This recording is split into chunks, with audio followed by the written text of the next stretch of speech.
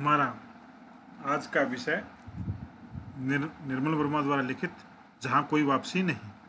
इसके प्रश्न उत्तर करने से पहले हम इसके चैप्टर के सार को समझते हैं। जहाँ कोई वापसी नहीं ये यात्रा वृत्तांत है, अर्थात यात्रा वृत्तांत होता है जो यात्रा करते वक्त उसके जिक्र किया। अब यह जो है धुंध से उठती धुन संग्रह से लिया गया, जो निर्मल वर्मा द्वारा संग्रह है धुन से उठती धुन से संग्रह से जहाँ कोई वापसी नहीं, ये यात्रा वृत्तांत लिया गया। इसमें लेखक ने पर्यावरण संबंधी सरकारों को ही नहीं, विकास के नाम पर पर्यावरण विनाश से उपजी विस्थापन संबंधी मनुष्य की यातना को भी रेखांकित किया। यह चैप्टर है जो यह अध्याय बहुत ही महत्वपूर्ण है प्यारे बच्चों, क्योंकि इसमें जब आपका पर्यावरण से संबंधित कोई निबंध लिखना या कोई आर्टिकल लिखना आता है तो यहाँ से आप बहुत सारी चीज़ें इस चैप्टर से लिख सकते हैं, क्योंकि इसमें पर्यावरण संबंधी बहुत सारी चीज़ें दी गई हैं जो विकास के नाम पर पर्यावरण का विनाश कर रहे हैं। और यहाँ पर विस्थापन संबंधी, विस्थापन मीन्स घर से उजड़ जाना, अपने घरों से अपनी ज़मीनों से उनसे अपने दूर हो जाना। उद्योगों के नाम पर ज़मीन एक्वायर कर ली जाती हैं, ज़मीनों को छीन लिया जाता है, जिससे व्यक्ति, किसान, मजदूर अपनी ज़मीनों से दूर हो जाता है और विस्थापन हो जाता है, अर्थात उनसे दूर चला जाता है। लेखक का यह मानना है कि अंधाधुंध विकास और पर्यावरण संबंधी सुरक्षा के बीच संतुलन होना चाहिए, नहीं तो विकास और हमेशा विस्थापन और पर्यावरण संबंधी समस्याओं को जन्म देता रहेगा और मुझसे अपने समाज, संस्कृति और परिवेश से विस्थापित होकर जीवन जीने के लिए विवश होता रहेगा।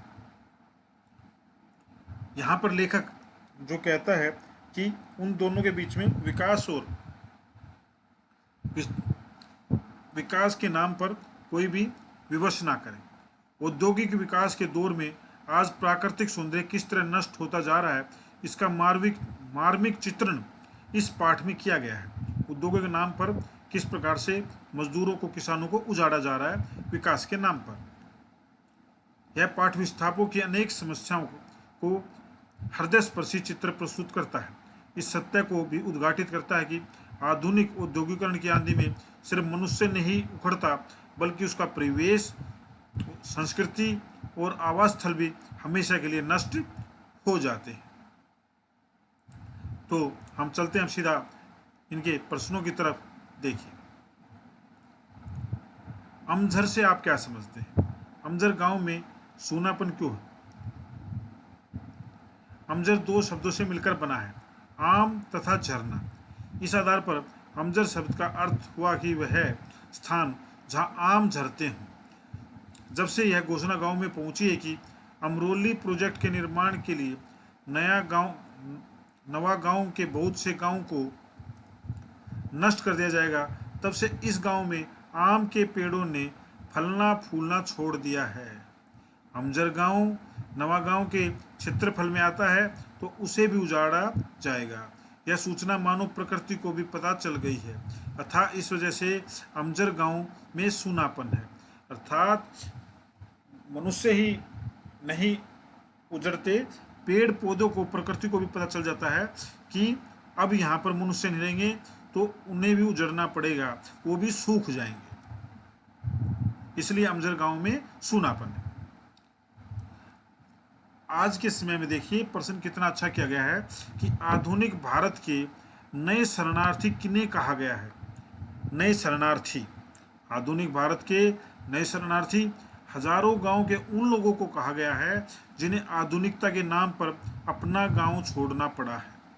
भारत की प्रगति तथा विकास के लिए इन्हें अपने घर, खेत, खलियान, पैतृक जमीन इत्यादि छोड़नी पड़ी है।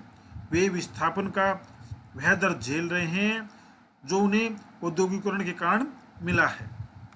पहले वे शरणार्थी थे जिन्हें भारत पाक विभाजन में विस्थापन का दर्द झेलना पड़ा था। शरणार्थी हम पहले किन्हें कहते थे? जो भारत पाक के विभाजन के समय में भारत आए थे और या भारत से पाकिस्तान गए थे।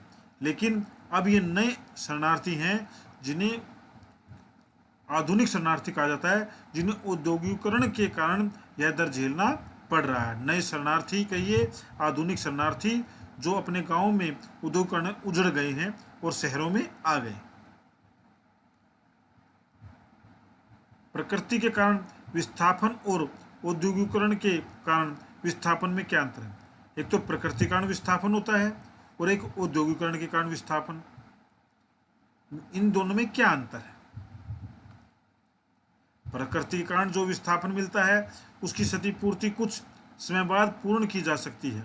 लोग प्रकृति आपदा के बाद पुनः अपने स्थानों पर जा बसते हैं। सब कुछ नष्ट होने का दुख होता है, लेकिन अपनी जमीन से वे जुड़े रहते हैं। औद्योगिकरण के कारण जो विनाश होता है, जो विस्थापन होता है, जो विस्थापन मिलता है, वह थोपा गया है। इसमें मनुष्य अपनी पैतृक संपत्ति, धरोहर, खेत खलियान, अपनी यादों तक को खो देता है। उसे पुनः मिलने की आशा होती ही नहीं है। बेघर होकर उसे एक स्थान से दूसरे स्थान में भटकने के लिए विवश होना पड़ता है। अब दूसरी जगह तुलना क्या गई है? यूरोप और भारत की पर्यावरणीय संबंधी चिंताएं किस प्रकार भिन्न है? अब यूरोप की चिंताएं अलग हैं और भारतीय पर्यावरण की संबंधी चिंताएं अलग हैं। इन दोनों का अंतर आपको बताइए, भिन्न कैसे? यूरोप में लोग मानव तथा भूगोल के मध्य बढ़ रहे असंतुलन को लेकर चिंताएं हैं। भारत में स्थिति इसके विपरीत है। यहाँ पर्यावरणीय चिंताएं मानव तथा संस्कृति के मध्य समाप्त हो रहे पारंपरिक संबंध से हैं। हमारे यहाँ संस्कृति पर्यावरण से जुड़ी है। पर्यावरण विद्यमान नहीं रहेगा तो संस्कृति भी अपना अस्तित्व खो दे। नेक्स्ट प्रश्न देखिए, 5वां प्रश्न। लेखक के अनुसार स्वतंत्र भारत की सबसे बड़ी ट्रेजेडी क्या है? अर्थात स्वतंत्रता के बाद। लेखक के अनुसार स्वतंत्र भारत के शासन वर्ग ने औद्योगिकरण को भारत के विकास और प्रगति के रूप में चुना। उनका मानना था कि औद्योगिकरण को अपना कर भारत को पुनः अपने पैरों पर खड़ा किया जा सकता है। यह मात्र पश्चिमी देशों की नकल स्वरूप थी। हमने इस भेड़चाल में जो प्रकृति और संस्कृति से प्रेम भरा संबंध था उसे नष्ट कर डाला। हम चाहते तो यह प्रयास कर सकते थे कि यह संबंध नष्ट नहीं होता और हम विकास और प्रगति को प्राप्त कर जाते। हमने अपनी क्षमताओं पर विश्वास नहीं किया और पश्चिमी देशों की नकल करने पर उतारू हो गए। यही स्वतंत्रता के बाद भारत की ट्रेजेडी है। प्रश्न 6। औद्योगिकरण ने पर्यावरण का संकट पैदा कर दिया है, क्यों और कैसे? औद्योगिकरण पर्यावरण का संकट पैदा करने में सबसे बड़ा कारण रहा। औद्योगिकरण के लिए सरकार ने उपजाऊ भूमि तथा वहां के परिवेश को नष्ट कर डाला। इसका प्रभाव यह पड़ा कि प्राकृतिक असंतुलन बढ़ गया। औद्योगिकरण ने विकास तो दिया, लेकिन प्रदूषण का उपहार भी हमें दे दिया। विकास के साथ प्रदूषण की समस्या भी उद्योगों ने एक साथ दी है। इसमें भूमि, वायु, जल प्रदूषण अर्थात सभी प्रकार के प्रदूषण प्रकृति ने उद्योगों ने दिए हैं और प्रकृति के संतुलन को बिगाड़ दिया, यहाँ तक वहाँ के सौंदर्य को नष्ट कर दिया। ये कुछ पंक्तियां दी गई हैं, इनके आशय स्पष्ट अब हमें नेक्स्ट प्रश्न में कर रहे हैं। अब देखिए प्रश्न कितना अच्छी लाइनें हैं। आदमी उजड़ेंगे तो पेड़ जीवित रहकर क्या करेंगे? प्रकृति और इतिहास के बीच क्या यह गहरा अंतर है? अब देखिए पहले उसने प्रकृति तथा मनुष्य का बहुत गहरा संबंध है। मनुष्य सदैव से प्रकृति के साथ साथ तालमेल बिठाकर जिया है। अतः यदि मनुष्य दुखी होता है तो इसका असर प्रकृति भी पड़ता है। पेड़ और मनुष्य का रिश्ता सदियों का रहा है। पेड़ों ने मनुष्य सभ्यता को बढ़ाया ही नहीं बल्कि उनका पालन पोषण भी किया है। अतः जब भी मनुष्य अपने परिवेश से हटा दिए जाएंगे तो पेड़ कैसे प्रसन्न रह सकेंगे? यही कारण है कि आदमी के उजड़ने पर पेड़ों का जीवित रहना संभव नहीं है। आदमी उजड़ेंगे तो पेड़ भी उजड़ेंगे, अर्थात आदमी जीवित रहेंगे तो पेड़ भी जीवित रहेंगे। दूसरी पंक्ति को देखिए, प्रकृति और इतिहास के बीच का अंतर उनके स्वभाव पर स्पष्ट हो जाता है। प्रकृति जब किसी आपदा को भेजती है तो पुनः मनुष्य को जीने का अवसर प्रदान करती है। यह सब जानते हैं कि इतिहास जब मनुष्य सभ्यता को उजाड़ता है तो उसके अवशेष ही मात्र रह जाते हैं, उनके पुनः बसने की आशा समाप्त हो जाती है। इन पर टिप्पणी करनी है आपको नेक्स्ट 8वें प्रश्न में। निम्नलिखित पर टिप्पणी कीजिए। आधुनिक शरणार्थी, औद्योगिकरण की अनिवार्यता, प्रकृति, मनुष्य और संस्कृति। जैसे कि पहले बताया, आधुनिक शरणार्थी कौन है? आधुनिक शरणार्थी उन्हें कहा गया है जिन्हें औद्योगिकरण की आंधी कारण विस्थापन अर्थात अपना घर छोड़ना पड़ा, विस्थापन का जहर भोगना पड़ा है। इन्हें अपने पैतृक निवास, खेत खलियान और यादों से हमेशा के लिए हटा दिया गया है। उन्हें हम आधुनिक शरणार्थी कहते हैं। सभी जानते हैं, खैग वाले पार्ट में देखिए, सभी जानते हैं कि मनुष्य के विकास के लिए औद्योगिकरण बहुत ही आवश्यक है। यह विकास को गति प्रदान करता है, विकास के नए साधन उपलब्ध करवाता है। इसकी कीमत पर प्रकृति का दोहन उचित नहीं है। हमें औद्योगिकरण को बढ़ावा देने से पूर्व यह सुनिश्चित कर लेना चाहिए कि इससे प्रकृति और मनुष्य के संबंध को नुकसान न पहुंचे।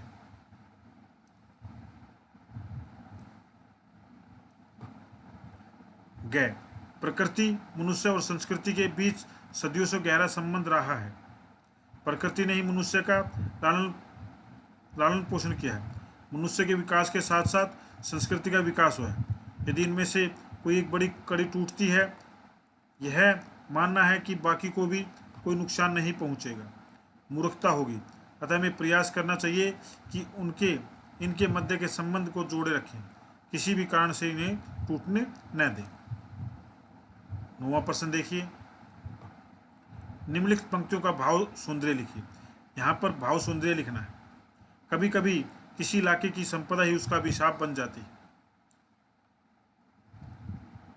अतीत का समूचा मिथक संसार पोथियों में नहीं, इन रिश्तों की अदृश्य लिपि में मौजूद था। इसका भाव सौंदर्य देखते ही बनता है। लेखक एक गहरी बात को बहुत सुंदर शब्दों में लिखने में व्यक्त करता है। वह इन शब्दों को माध्यम से बताना चाहता है कि यदि कोई इलाका खनिज संपदा से युक्त है तो नहीं मानना चाहिए कि यह उसके लिए वरदान है। गहराई से देखें तो यह उसके लिए अभिशाप बन जाता है। ऐसा अभिशाप उसके नष्ट होने का कारण बन जाता है। उसकी खनिज संपदा का दोहन करने के लिए उस स्थान को उजाड़ दिया जाता है। खनिज संपदा के नाम पर जहाँ पर भी ज़्यादा होती है, उनको प्राप्त करने के लिए उद्योगों के नाम पर वहाँ से गांव हटा दिए जाते हैं। खैर, इस पंक्ति के माध्यम से लेखक ने प्रकृति तथा मनुष्य के मध्य संबंध की घनिष्ठता को बहुत ही सुंदर रूप में अभिव्यक्त किया। शब्दों में मोती भाव को इतनी सुंदरता से व्यक्त करते हैं कि पंक्ति पढ़कर ही मन प्रसन्न हो जाता है। इसमें लेखक बताना चाहता है कि भारतीयों ने प्रकृति के साथ साथ अपने गहरे संबंध को इतिहास में नहीं लिखा है, बल्कि उसे रिश्तों में भी इस प्रकार रचा बसा लिया है कि उसे अक्षरों की आवश्यकता नहीं है, वह आंखों से ही दिखाई दे जाता है। इसके लिए हमें इतिहास से नहीं बल्कि अपने आसपास देखने की आवश्यकता है, जो हमारे खान पान, रहन सहन, वेशभूषा, तीज त्योहार, रीति रिवाज के माध्यम से अभिव्यक्त होता है। ये पांचों 9 प्रश्न हमने सारे डिस्कस कर लिए हैं, विचार कर लिया है। यदि फिर भी कोई आपकी जानकारी है अधूरी रहती है, आपको कुछ और जानना है, तो यहाँ पर आप कमेंट बॉक्स में लिख दें, हम उनके उत्तर दे दें।